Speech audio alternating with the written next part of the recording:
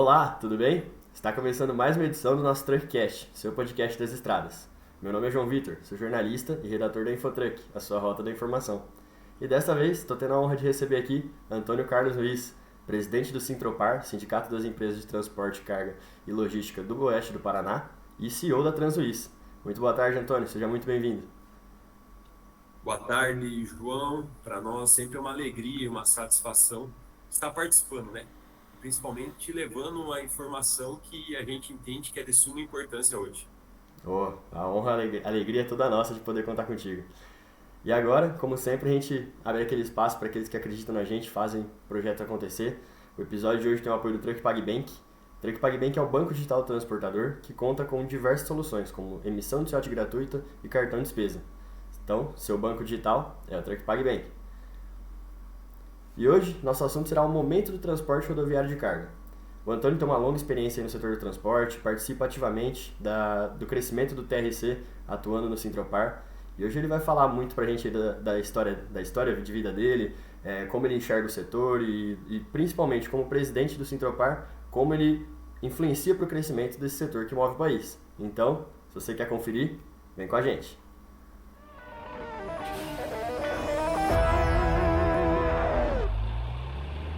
Então, para iniciar, conta um pouquinho da sua história aí pra gente, Antônio. Como foi seu começo no setor, o início da carreira? Conta aí pra galera. Então, João, minha história dentro do setor de transportes é muito bacana, né? Porque eu sou filho de caminhoneiro, então até os meus 5 anos de idade, até meu irmão vinha nascer, né? Meu pai sempre fala, eu tenho algumas memórias em si, mas eu fui criado dentro da cabine. Meu pai viajando o Brasil todo aí, então pelos 5 anos aí de existência foi dentro de uma cabine de caminhão.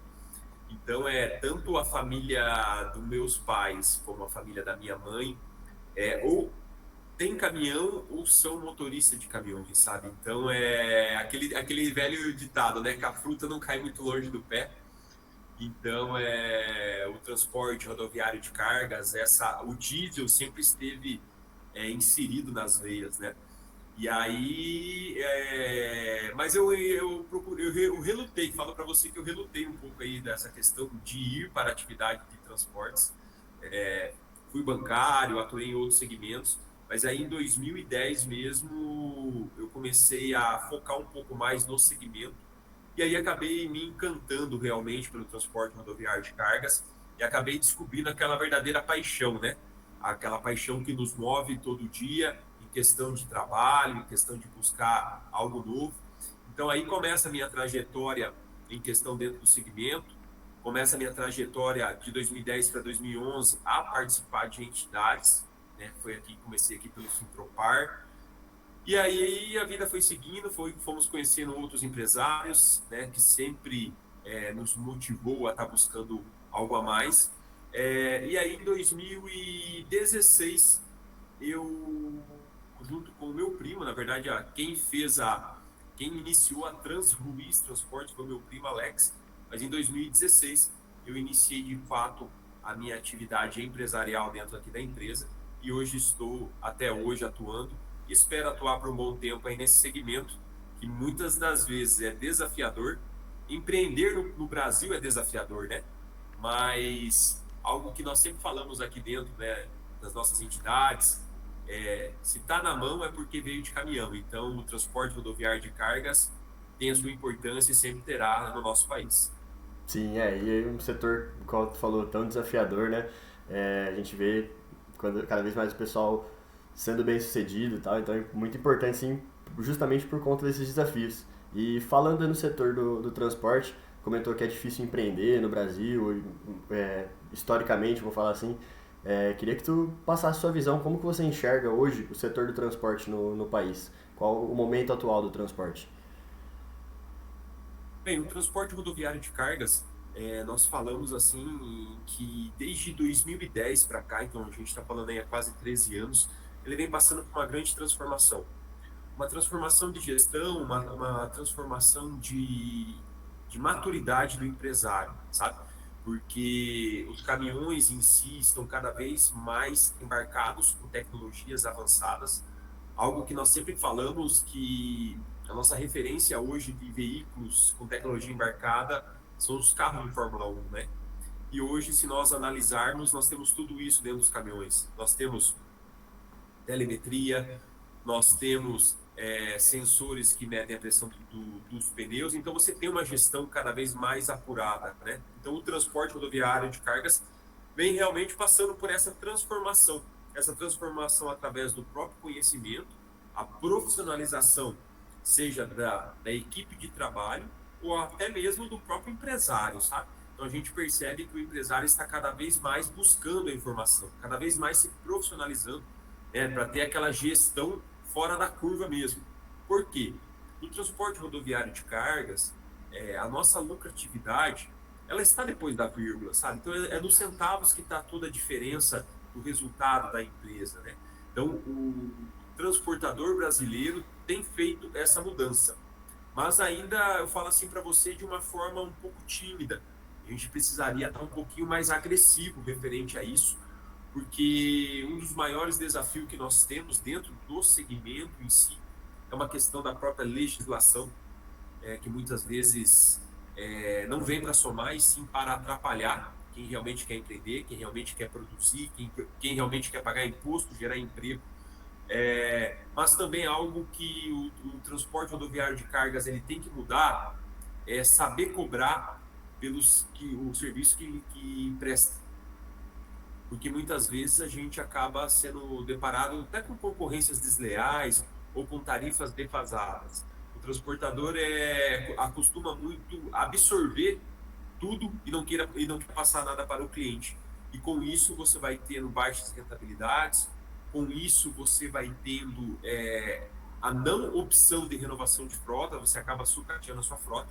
Então eu acho que o transportador brasileiro precisa mudar o seu mindset, entender que toda empresa privada ela não é uma ONG, é uma empresa que está com o intuito de gerar lucro e gerar resultado.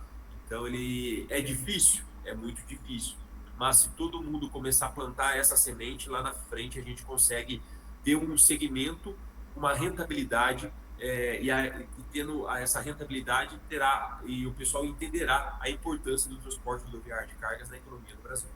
Sim, sim, bem importante. E tu comentou das transformações, principalmente da legislação, que está sempre mudando. Recentemente a gente teve aí a mudança na lei dos motoristas, né?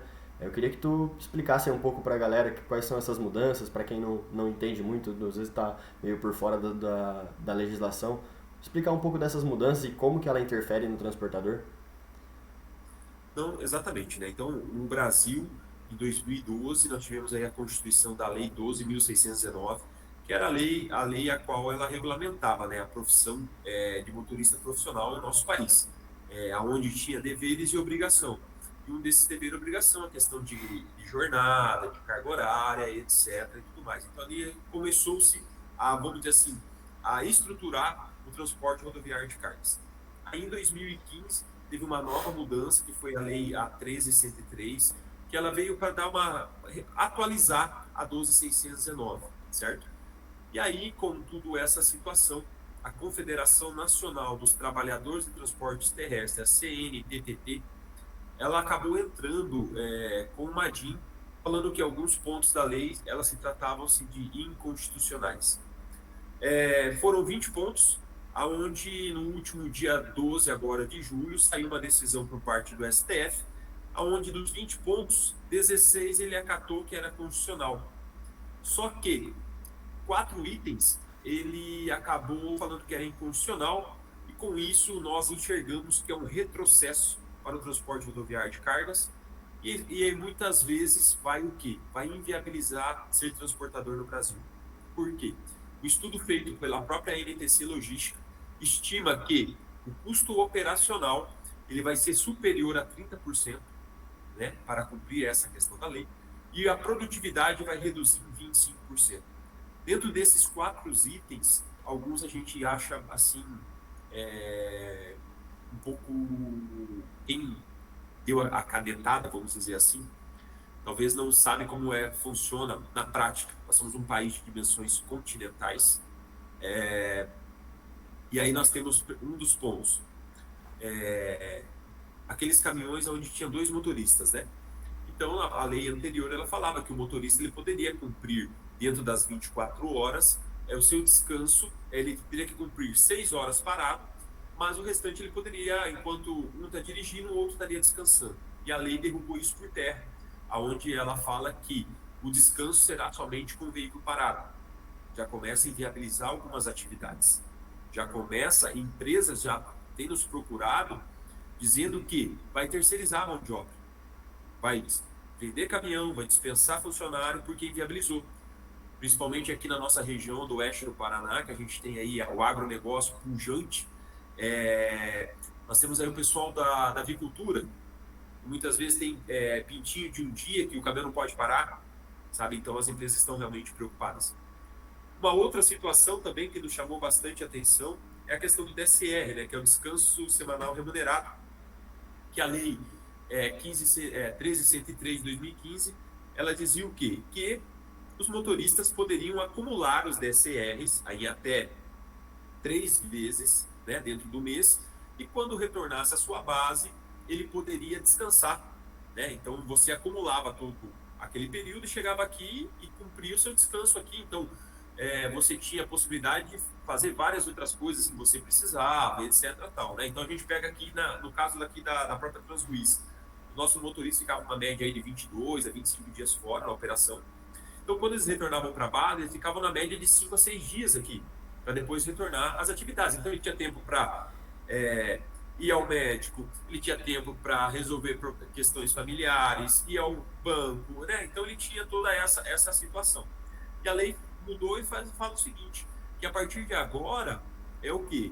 Ele tem que fazer esse descanso das 35 horas dentro da semana, né? Então, assim, para os veículos, a gente tem operação aqui que é de distribuição. Cara, tranquilo hoje para cumprir isso, porque são caminhões de distribuição, estão aqui tranquilo, né? Agora, pega o pessoal da média e longa distância. Como será feito isso? Porque a lei, ela fala o quê? Que tem que ter os pontos de paradas. Nós não temos os pontos de parada no Brasil hoje. Aí você imagina o seguinte, o bandeiro saiu aqui de Cascavel, está indo lá para Rondônia, e aí dá um sábado, meio-dia, ele tem que encostar para cumprir as 35 horas. Aonde ele vai parar? Certo? Vai ficar 35 horas parado, sem infraestrutura nenhuma. Você acha que o motorista quer isso? Com certeza não, né? Vamos fazer uma pesquisa com o próprio motorista. Se o motorista, vamos dizer assim, o motorista, o que ele quer, no modo geral? Isso é fato, e nós também queremos. É carregar, descarregar, carregar, descarregar. Se ele tiver que ficar parado, ele fica parado aqui na base, porque ele está no seio da família. E agora vamos desenhar um outro cenário que, vamos dizer que tudo fosse justo e perfeito, né? Aonde a transportadora começasse às 8 da manhã, na segunda, e parasse sábado, meio-dia. Aonde nós vamos parar todos esses caminhões a nível Brasil? Se todo mundo optasse por isso. Não temos infraestrutura para isso, sabe? Então são coisas que acontecem dentro de gabinete que não retransmite o que é na prática, sabe? Então você começa o quê? Você daqui um tempo a gente vai ter o quê? Dificuldade com motorista de média e longa distância, sabe? Então são esses pontos da lei assim que realmente gerou tem alguns outros pontos, a questão do próprio tempo de espera, né? Mas eu acho que esses dois pontos assim foi bastante agravante, porque o impacto disso, principalmente para o motorista, que hoje dentro do segmento tem uma prática, que trabalha comissionado, ele vai ter uma redução de produtividade de 25%. Então automaticamente ele vai ter uma redução do seu ganho. Então isso acaba impactando. Então é um momento bastante delicado que o segmento está enfrentando, mas estamos buscando. As entidades estão trabalhando nisso, seja as federações, a própria Confederação Nacional, porque algo tem que ser feito, senão vai inviabilizar cada vez mais o transporte de cargas. Sim, a gente entende, é importante ter essa visão aí do transportador, né? Igual tu comentou que muita gente, às vezes, que não tem essa vivência do transporte, acaba tomando as decisões, né? Então não tá ali próximo do transportador para entender o que é realmente a prática, que diferente da teoria que os outros imaginam. E eu queria perguntar também, Antônio, sua visão sobre o preço do frete atualmente, que a gente teve recentemente algumas atualizações aí da NTT, a gente sabe que tem um mecanismo que quando o diesel oscila, eles podem ativar o gatilho para redução ou aumento do preço do frete. Eu queria passar sua visão atual do preço do frete e como que ele interfere no mercado para a população em geral. Ah, ok. Interessante, né? E como até já mencionei aqui, que muitas vezes nós transportadores não sabemos cobrar da forma correta. Hoje eu falo para você que o frete no Brasil está defasado de 25% a 35%, dependendo do segmento. Por quê? Porque nós temos aí uma questão, principalmente pós-pandemia, tudo aumentou. O preço dos caminhões aumentaram, o preço da manutenção, o custo de manutenção aumentou, o preço dos pneus aumentaram, o óleo diesel hoje ele estabilizou, uma questão de mercado internacional, mas o preço do caminhão realmente ele aumentou significativamente. E o frete não acompanhou esse aumento que nós tivemos. Não acompanhou. Por quê? Nós somos um país, como eu já falei, de dimensões continentais, cara. 67% do que o país produz passa pelo transporte rodoviário de cargas. Então, o que nós temos que analisar? Vamos falar que nós temos que o frete reajustasse a partir de hoje em 30%. É uma cadeia geral que vai aumentar. Quem vai pagar essa conta somos nós, consumidores finais. Certo? Então, o que nós temos que pensar e construir? Primeiro, trabalhar. Infelizmente, a gente tem que trabalhar para ter resultado no final do mês. O lucro dentro do transporte rodoviário de cargas não é pecado. Então, nós temos que trabalhar para ter lucro, certo? E mantermos as portas abertas, as manutenções em dia dos caminhões. Isso é só através da remuneração, né? Porque eu não enxergo o custo operacional diminuindo. Eu não enxergo o diesel retroagindo, sei lá, patamares abaixo de R$3. Não vejo isso acontecendo no curto prazo, certo? Custo de manutenção também não vejo isso acontecendo. Preço de caminhão não vai voltar aos patamares ali de 2020, sabe? Então a gente não pode se iludir. Nós, transportadores, não podemos se iludir. Aí nós temos, né, a tabela referencial da NTT, né, a qual ela tem os seus gatilhos voltados ao óleo diesel. Assim, quando ele ultrapassa 10% de acumulado, automaticamente a tabela é corrigida. E assim como ela sobe, ela também desce, né? Então, mas ela tem que ser uma referência para o transportador em si, né? Tem que ser uma referência para o transportador de cargas, pessoa jurídica e o próprio autônomo também, sabe? Porque ali, naquela tabela referencial, só está falando de custos. Não tem lucratividade. Então você tem que pôr ali a sua lucratividade, sabe? Então são todos esses detalhes que a gente percebe que precisa ser ajustado, entende, João? Então eu vejo que o transportador em si precisa cada vez mais dividir a sua responsabilidade com seus embarcadores. Os embarcadores, eles são muito espertos. Eles sabem da fragilidade nossa como transportador. E aí você chega, apresenta uma tabela de frete, outro que não faz conta faz uma tabela menor. E enquanto isso, nós mesmos vamos nos destruindo no decorrer do tempo. Então, acho que a gente tem que pensar sempre na rentabilidade, pessoal. Então, lucro no segmento de transporte não é pecado e as empresas têm que pensar dessa forma. Não, com certeza. Acho que de uma forma geral em todos os mercados é assim, né? Todo mundo, ninguém trabalha de graça, vamos falar assim. Todo mundo quer no final das contas quer o lucro. Então é importante, assim como o transporte rodoviário de carga também. E agora trazendo um pouco pro lado do sindicato, Antônio, você como presidente do Sintropar atualmente, queria te perguntar, para quem não conhece, como que o sindicato contribui para o crescimento do setor? Dá algum exemplo, algumas ações que o sindicato faz aí para a galera, para contribuir para a melhora do setor do transporte. Eu percebo assim, igual eu falei, eu tô nesse meio de entidade desde 2010, mais ou menos. É isso aí, desde 2010. As entidades, elas têm um papel fundamental para o segmento. Porque ali, através das entidades, você está representando não apenas uma empresa de transportes, você está representando muitas empresas de transportes. Vamos pegar aqui no caso do Sintropar, essa entidade a qual eu estou como presidente. Dentro da nossa base, são mais de 1.800 empresas de transportes, certo? De um segmento onde você tem vários segmentos. O leque é muito grande. Você tem o pessoal do agro, você tem o pessoal do combustível, da câmara fria, transporte de carga viva. Cara, entre outros, cada um tem a sua particularidade. Então, as entidades, eu enxergo que elas são importantíssimas para sempre trabalhar quando se trata no coletivo. Uma questão de lei, uma questão de regulamentação, uma questão assim de profissionalização. O que nós, Sintropar, sempre buscamos e oferecemos aqui para os nossos associados? A informação. Seja através da qualificação, seja através de alguma palestra, seja através de alguma parceria, mas quem vai mensurar isso, vai dizer se faz ou não sentido, é o próprio transportador. Porque aqui a gente tem transportadores pequeno, médio e grande.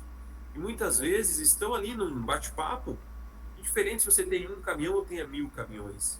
A entidade sempre vai pensar igual, todo mundo tem o mesmo peso e a mesma medida, sabe? Então a gente entende que as entidades a nível Brasil, patronais, que elas têm uma visão muito do coletivo. E esse é o papel das entidades, trabalhar sempre o coletivo para que cada vez mais a gente possa ter um setor qualificado e profissionalizado. Você tendo isso, o conjunto de desdobramento positivo de tudo isso é muito grande. Então, eu falo que esse é um dos pilares aí de qualquer entidade e é um dos pilares aí do Sintropar também. Não, bacana. É importante o pessoal entender, às vezes, como é feito esse trabalho aí, né, por trás do sindicato. E, Antônio, a gente já está caminhando aí para nossa parte final. Queria só pedir para você, com toda a experiência que tu tem já, deixar para quem está começando, se você tem alguma indicação, pode ser uma frase, ou um livro, ou um filme, alguma dica de experiência que tu passou, só para deixar para a galera que está começando aí no setor do transporte. Ah, legal. Então, para vocês aí que estão iniciando nesse segmento que ele é muito viciante, né? Uma vez que você bebe da água da logística, do transporte rodoviário de cargas, você se apaixona pelos caminhões, muitas vezes você pensa, né, em desistir. Posso falar para você que já pensei em abandonar tudo, largar tudo e vamos fazer alguma outra coisa. E aí isso acaba passando porque é algo bastante apaixonante. Eu sempre falo que sempre faça aquilo que te dá um prazer. Sempre faça aquilo que, ao você acordar pela manhã, te dê motivação de você estar naquele ambiente de trabalho. Então, isso não só com os nossos ouvintes aqui que sejam do segmento de transporte, mas você que talvez não tenha nenhuma relação aqui com esse segmento tão importante para a economia, mas sempre faça as coisas que te tragam motivação. Porque naquele momento onde você não tiver mais aquela motivação ao acordar, ou ir para a empresa, ou pegar a boleia do caminhão, ou qualquer atividade que você faça, não tem mais a motivação, é a hora de você rever o que você está fazendo. Porque quando você faz algo motivado, quando você faz algo que você gosta, o dinheiro é consequência de tudo isso. Muitas vezes a gente coloca o dinheiro em primeiro lugar. Eu falo que após o fim da escravidão do negro, né, o capitalismo é a forma mais transparente de escravidão. Infelizmente, falo para vocês que eu acordo cedo é por causa do dinheiro, né? Mas também tem a motivação de fazer algo que a gente gosta. Então, pense muito nisso, pessoal. Sempre faça o que vocês gostam. Eu tenho certeza que o dinheiro será consequência. E eu já fiz algo a qual não gostei. E hoje, em 2010, quando eu descobri transporte rodoviário de cargas, foi ali que eu tive essa visão de que se nós fazemos o que gosta, a consequência do dinheiro vai de acordo com o trabalho. Pô, bacana. Dica importante aí não só para o transporte, mas para todas as áreas aí. E galera, essa foi mais uma edição do nosso Truckcast. Desde já quero agradecer ao Antônio. Muito obrigado por disponibilizar seu tempo pra gente. Foi uma honra poder te ouvir, Antônio. Obrigado, tenho certeza que o pessoal pode aprender muito hoje, assim como eu também aprendi muito contigo. Então, deixa as portas do Truckcast sempre abertas para ti. Obrigado mesmo de coração. Obrigado, nós que agradecemos sempre a oportunidade, né? As portas também estão sempre abertas aqui. Se vocês entenderem que a gente pode somar dentro do dia a dia, pode contar comigo aqui, tá bom, gente? Pô, com certeza. E você ouvinte, se você gostou, deixa seu like, siga a gente nas redes sociais, @truckcastbr.